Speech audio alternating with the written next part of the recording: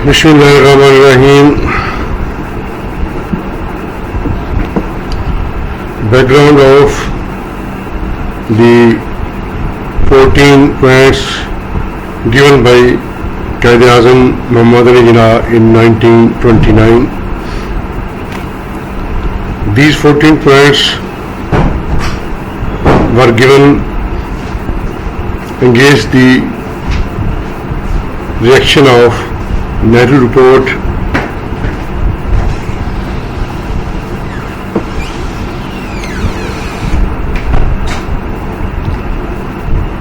and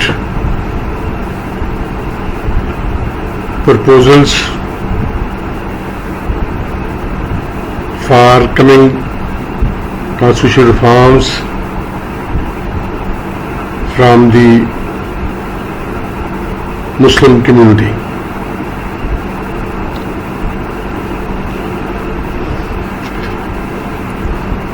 Quaid-e-Azam tries to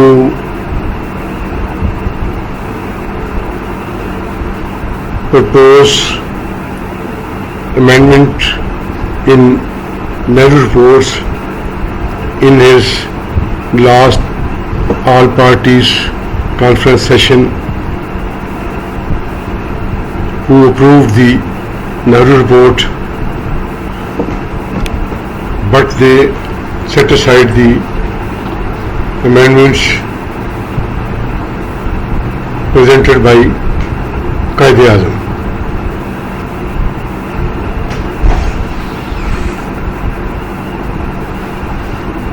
So,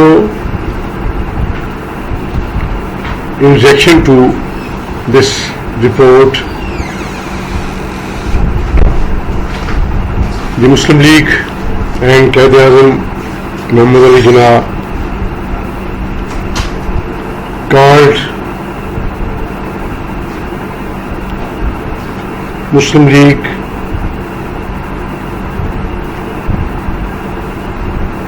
Central Legislative members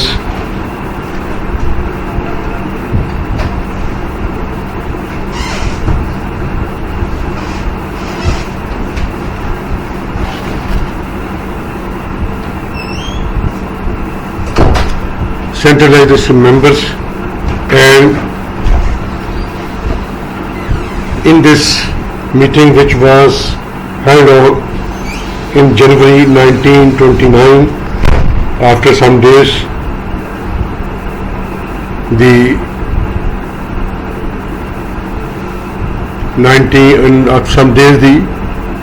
approval of Nehru report,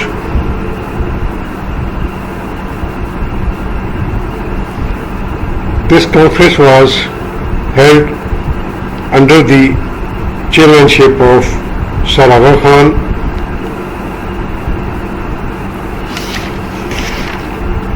the community, the Muslim community and the leadership refused to accept the Nehru report and called it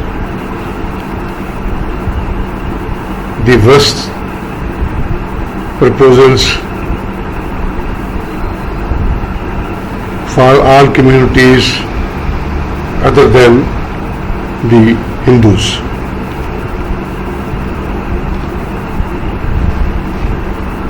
They decided to present their own proposals for the next constitutional reforms.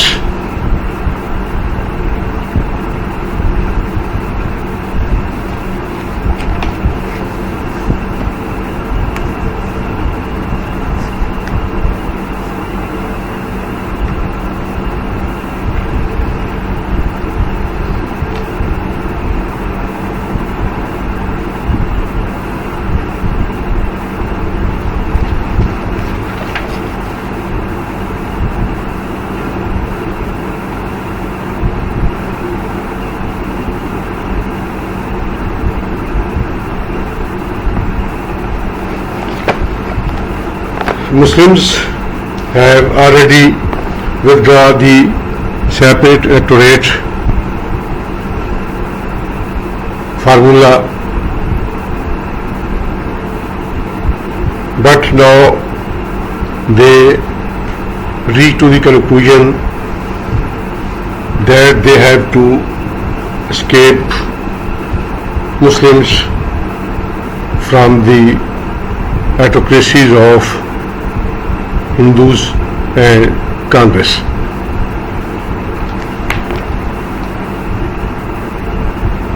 So in this conference, all parties conference, in this all conference parties,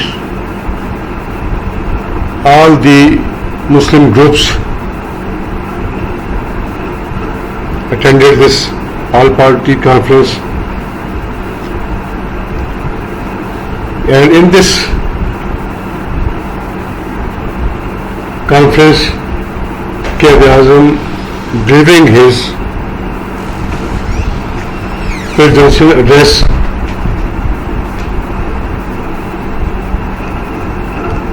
said that no constitution shall be accepted by the Muslims of India without the 14 points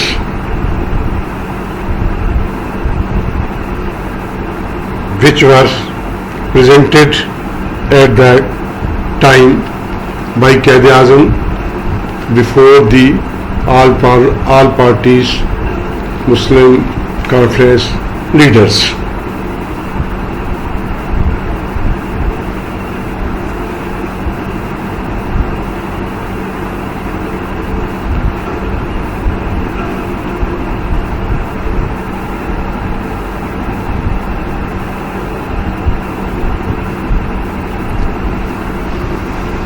Jinal 14 points.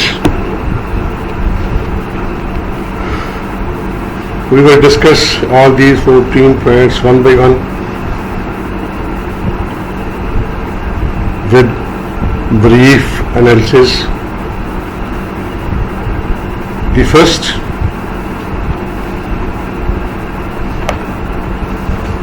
point was the all parties Muslim conference recommended federal constitution with parliamentary government system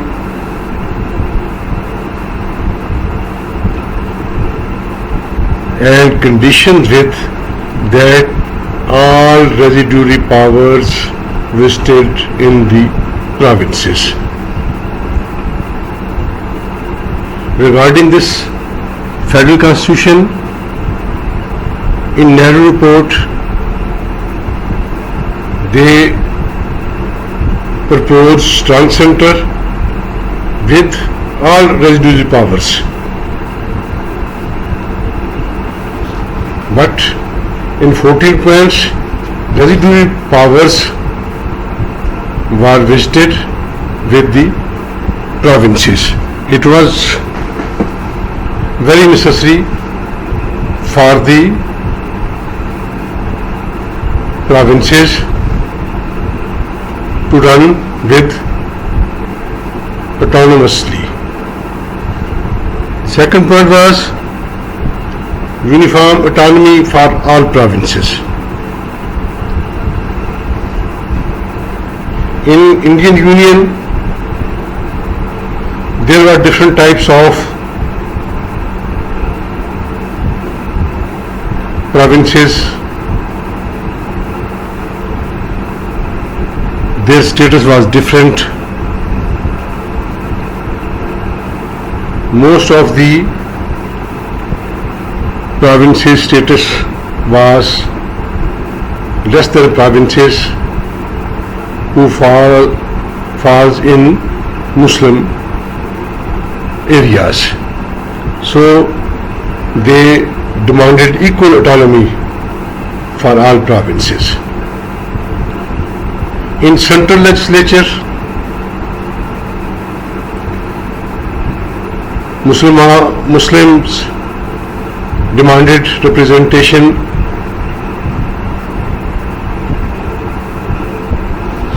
They demanded that there should be not less than 1/3 of total legislative members. The Muslims demanded in 1/3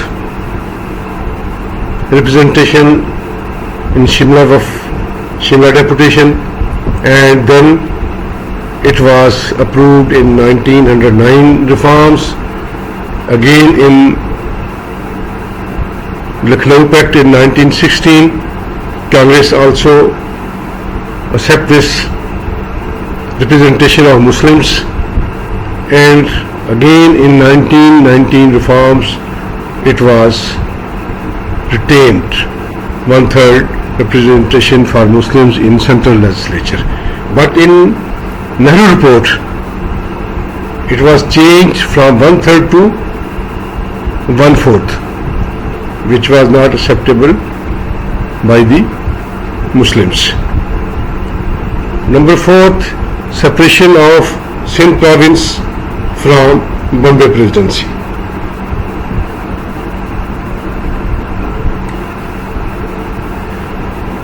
This demand was a genuine demand.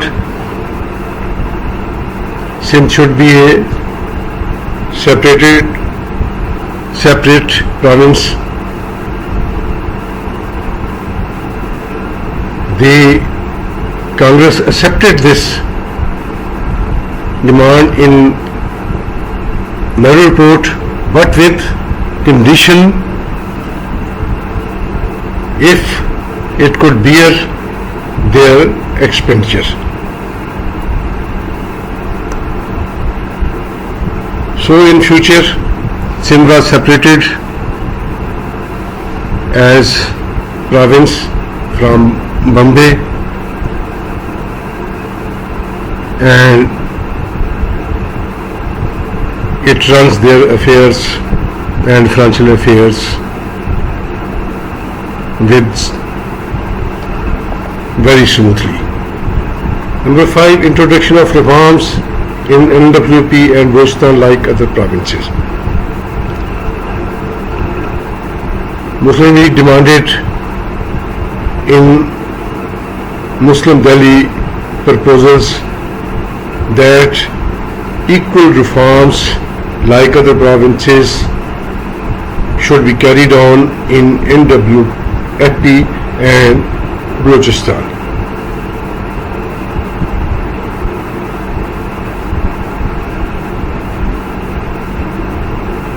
It was a important demand from the Muslim Leagues to British government, but Congress did not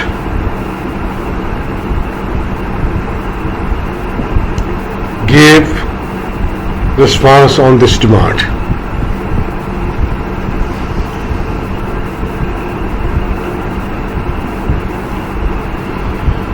Number 6, constitutional guarantees for adequate Muslim share in services of state and local self-government bodies.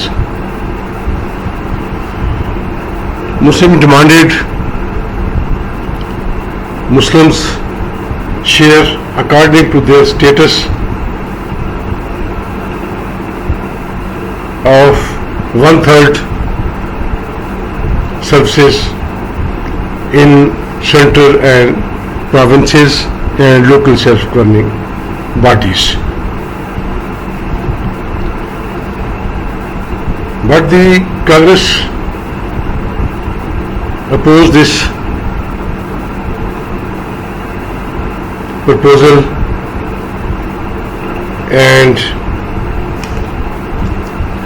demanded the 1/4 reservation of jobs for Muslims.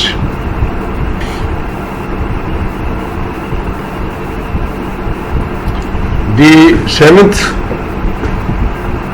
proposal was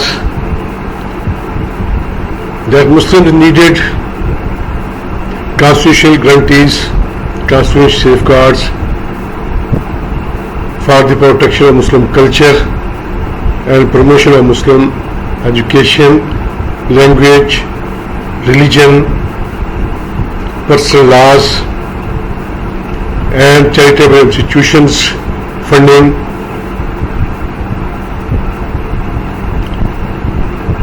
They need constitutional guarantees because they were in minority,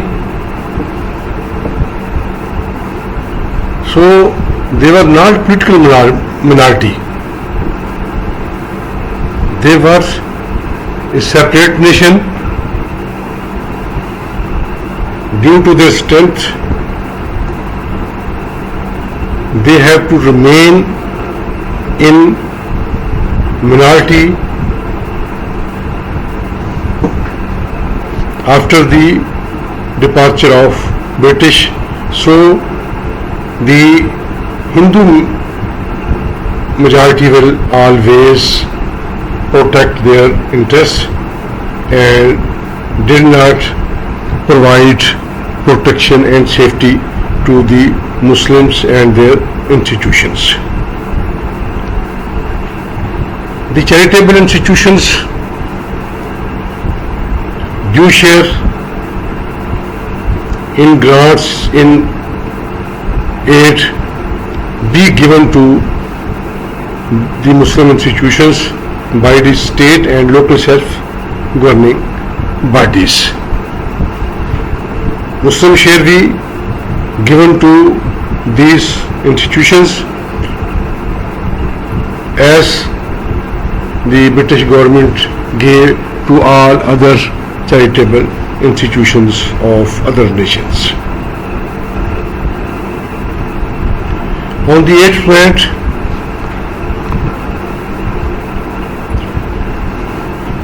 the cabinet in central government and provincial governments will not be formed without the 1/3 Muslim ministries representation. The Congress did not accept these condition, but the Muslims stressed on the 1/3 Muslim ministries in central and provincial governments. On the 9th proposal,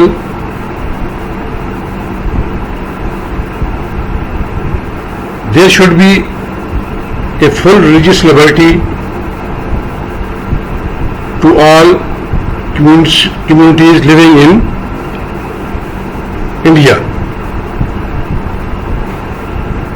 There should be a guarantee, constitutional guarantees to all communities for the religious liberty. They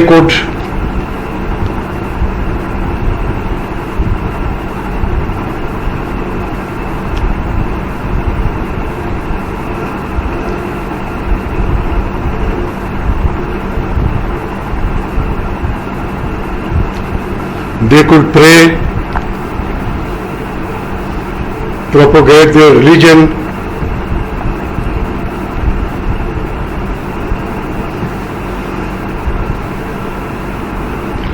and promotion of their religions.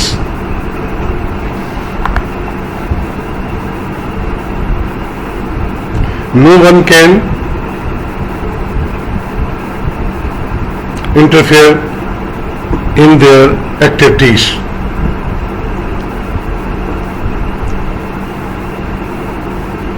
Number 10, separate electorate for all communities provided any community withdrew in favor of joint electorate. All the communities of the India can demand for separate electorate for their community, and this will continue till the specific community withdraws its demand in favor of joint electorate. It was the base of separate nation who adopts the separate electorate. On the basis of this separate electorate, Muslims became a separate nation, and the base of two-nation theory is one of the point is separate electorate.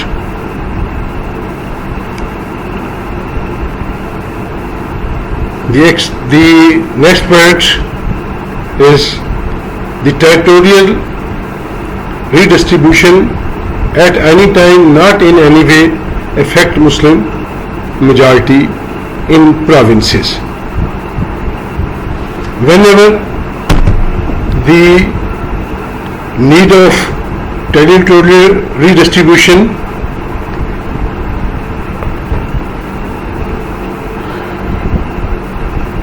will be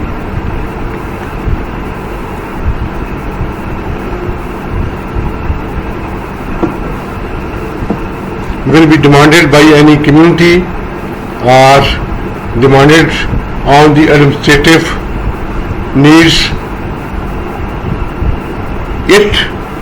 the redistribution will not in any case affect the Muslim majority in that province where the territorial redistribution was done. In simple words, the Muslim majority provinces, the distribution will not be disturb the Muslim majority.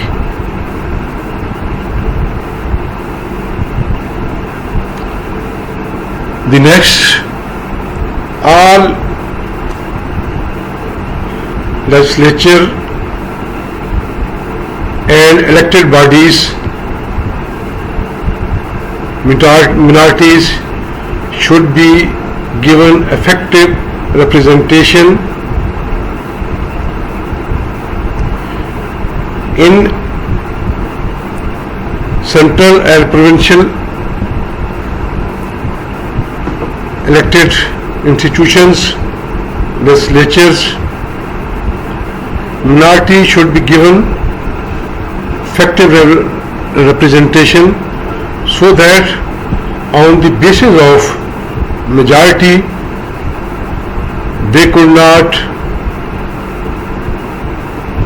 reduce their position, they could not provide laws to the minorities. But the effective representation means not reducing the majority of any community into minority. The majority of the community in all bodies will remain intact. The second last was the no bill or resolution shall be passed in any legislature, means the central legislature and the provincial legislatures, if 4/5 members of any community in the particular body oppose the bill. The bill or any provision of the bill which belongs to that community,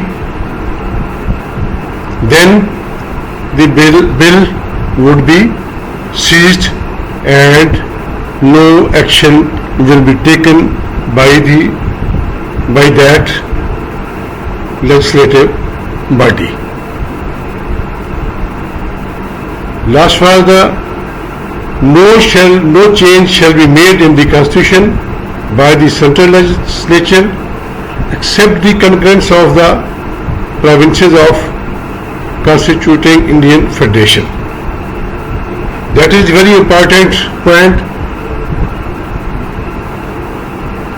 The central legislative body cannot introduce amendments in the Constitution with the power of their majority. Whenever they will make the change, they will consult the provinces of Indian Federation. On the approval of the provinces, they can be made amendment in the constitutions. On the basis of majority, which was the dream of the Congress,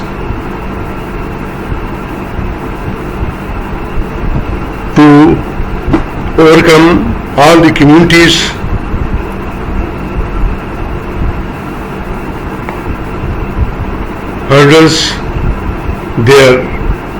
hurdles this provision in their wishes. The importance of 14 points in Indian politics.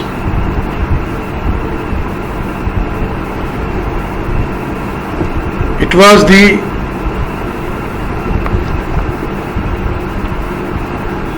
substitute of Nehru Report and proposals to the British government for coming constitutional reforms on behalf of the Muslim community. Now, the British government could not ignore the Muslims in coming constitutional reforms. They have to consider the status of Muslims as a separate nation rather than the one nation demanded by Congress Party.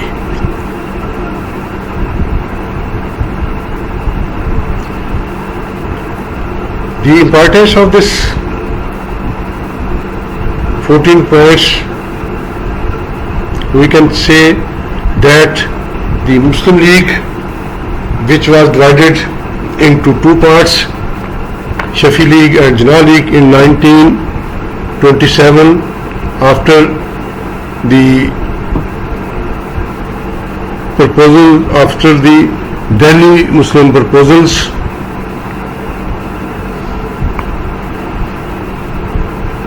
Shafi League refused to accept the withdrawal of separate electorate, so they left the main group, and 2 years they remain separate Muslim League group. Now they again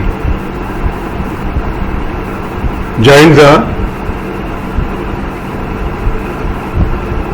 Jinnah group and became All India Muslim League, again became a part of All India Muslim League. Now the All India Muslim League represents the Muslims of India.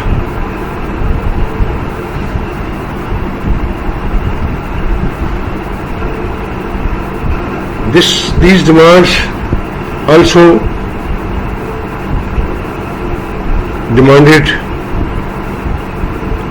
constitutional guarantees for the protection of minorities, their religion, their culture, their language, their education system, their institutions. This was not demanded only for Muslims, specifically for the Muslims and overall all the minorities of the India. These proposals gave the new concept, the new idea for the new destination of Muslims of India. Now Muslims feel that they have to prove themselves as separate nation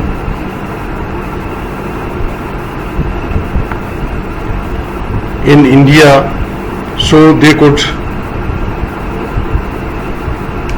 got benefit from the British government, as well as they also feel the conspiracies of Hindu community and Congress party. The Congress party are Hindus, always attempted to give laws to Muslims, politically, economically, socially. If they accepted Muslims as a separate nation, that was their excuse to got benefit from the British government for Hindus. Now Jinnah parted their ways forever from the Congress, so he became the sole leader of Muslim community, and he proved himself the leader of Muslim community. He done work for the Muslims of India day and night, and succeeded to give them a new state. The dream of Hindu-Muslim unity that was started from 1911 and remained till 1927 came to an end. Students, if you have any question, you can call me or write down on the end of the page. I will reply you. Thank you very much.